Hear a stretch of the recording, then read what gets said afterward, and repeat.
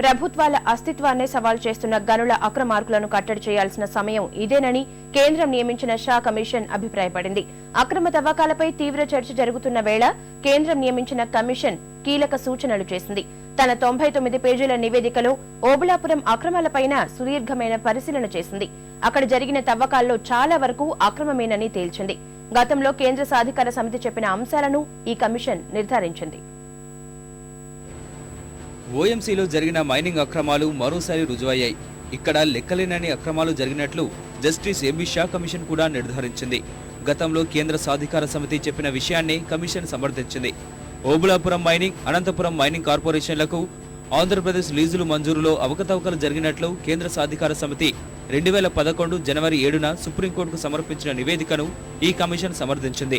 ఓఎంసీకి 25.9 హెక్టార్ల మైనింగ్ కు సంబంధించిన రెన్యువల్ పీరియడ్ 2004 డిసెంబర్ 13 వరకే ఉందని, అయితే ఆంధ్రప్రదేశ్ ప్రభుత్వం ఆ లీజును 2017 ఏప్రిల్ 25 వరకు అనుమతిస్తున్నట్లు పేర్కొనడం చట్టవిరుద్ధమన్న సిఈసి 2004 తర్వాత అటవీ ప్రాంతంలో చేసిన మైనింగ్ అంతా అక్రమమేనని తేల్చింది.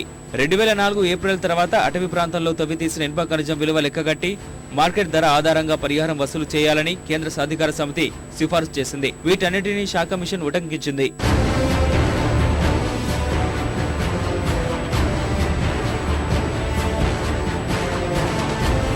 అనంతపురం మైనింగ్ కార్పొరేషన్ లీజులను పునరుద్ధరించడం కూడా అక్రమం కాబట్టి వాటిని రద్దు చేయాలని సిఫార్సులను షా కమిషన్ ప్రత్యేకంగా ప్రస్తావించింది.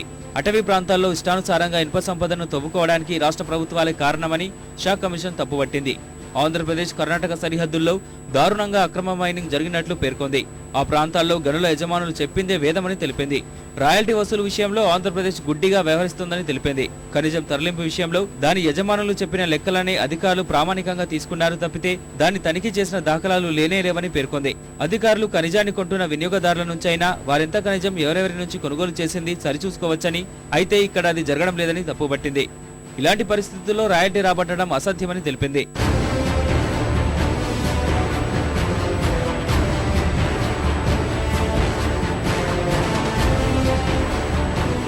గనుల శాఖలో తగినంత సిబ్బంది లేకపోవడం, చెక్ పోస్టులు పూర్తిగా అవినీతిలో కూరుకుపోవడం పరిస్థితిని మరింత దిగజార్చాయని వివరించింది.